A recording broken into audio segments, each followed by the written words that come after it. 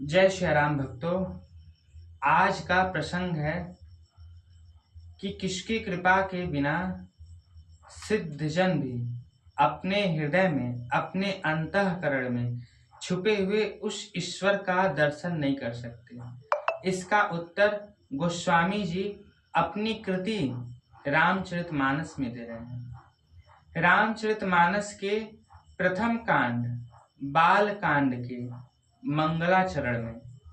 मंगलाचरण के दूसरे श्लोक में गोस्वामी जी ने इनका उत्तर दिया है। गोस्वामी जी लिख रहे हैं, भवानी शंकरो वंदे श्रद्धा विश्वास रूपिणो याभ्याम विना न पश्यन्ते सिद्धा स्वान्तः स्थमीश्वरम्। गोस्वामी जी कह रहे हैं कि मैं उन महादेव और पार्वती जी को प्रणाम कर रहा हूं जो श्रद्धा और विश्वास के स्वरूप हैं।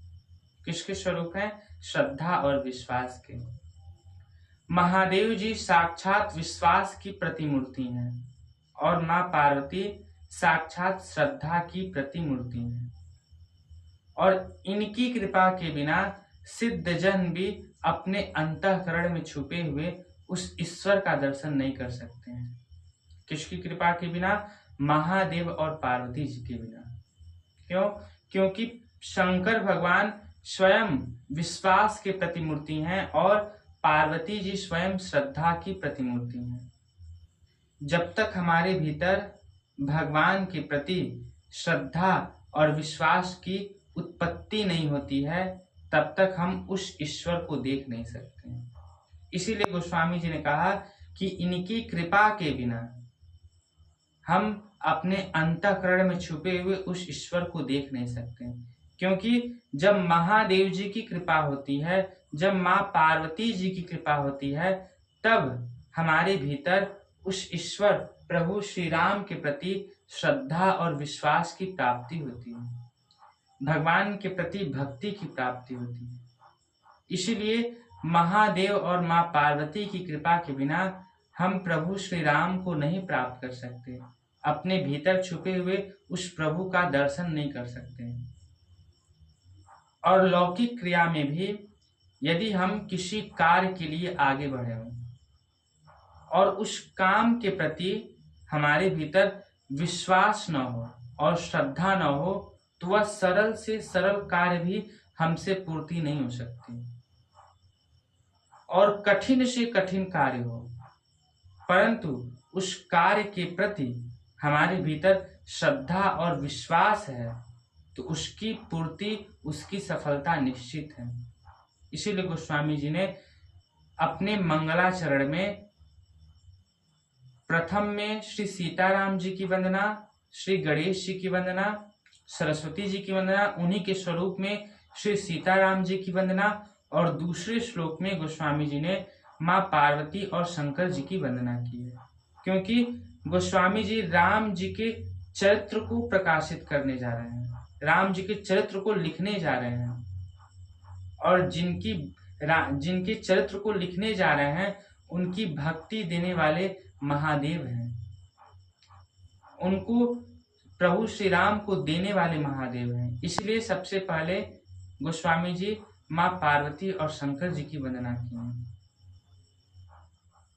और भगवान शंकर और मां पार्वती की कृपा के बिना हमारे भीतर श्रद्धा और विश्वास की उत्पत्ति नहीं हो सकती है। इसलिए गोस्वामी जी ने मां पार्वती और महादेव जी का वंदना श्रद्धा और विश्वास के रूप में की है। इसका उदाहरण आगे गोस्वामी जी दिए हैं।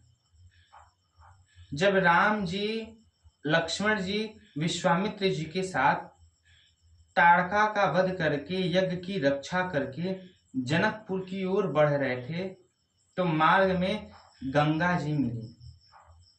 तो गंगा जी में स्नान करने से पहले विश्वामित्र जी ने राम जी को गंगा जी की महिमा सुनाई। उसके बाद राम जी, लक्ष्मण जी गंगा जी में स्नान किए, उनका पूजन किए। तो ये स्नान और पूजन करने से पहले उनकी महिमा सुनाने का क्या तात्पर्य है? क्योंकि भगवान राम अपने चरित्र से बताना चाहते हैं, क्योंकि प्रभु श्री राम इसीलिए अवतार ही लिए हैं कि वह अपने चरित्र से लोगों को सिखा रहे हैं। भगवान राम का तो गंगा जी में श्रद्धा पहले से ही है, परंतु अपने चरित्र से बताना चाहते हैं कि सबसे पहले हम किसी तीर्थ या किसी मंदिर में जाएं तो उनकी महिमा सुने, क्योंकि महिमा सुनने के बाद ही हमारे मन में उस तीर्थ, उस देवालय के प्रति श्रद्धा उत्पन्न होती है, विश्वास उत्पन्न होती है। और जब श्रद्धा विश्वास की उत्पत्ति हो जाती है, तब हम उस तीर्थ में पूजा करते हैं या उस देवालय में पूजा करते हैं, तो उस पूजा का, उस पाठ का हमें फल मिलता है। बिना श्रद्धा, बिना विश्वास के ही हम यदि पूजा में या किसी तीर्थ में लग जाएंगे तो उसका हमें विशेष लाभ की प्राप्ति नहीं होगी। इसीलिए हमें सबसे पहले उनकी महिमा जाननी चाहिए कि क्या है उनकी महिमा, ताकि उनकी महिमा सुनने के बाद हमारे भीतर उनके प्रति श्रद्धा और विश्वास की उत्पत्ति हो जाए, क्योंकि बिना श्रद्धा और विश्वास के किसी भी कर्म का कोई फल नहीं है, चाहे वो लौकिक क्रिया हो चाहे पारलौकिक क्रिया हो, चाहे वो आध्यात्मिक हो या सांसारिक कर्म हो। प्रत्येक कर्म में पहले श्रद्धा और विश्वास की जरूरत है, उसके बाद उसका लाभ हमें प्राप्त होगा। जय श्री राम।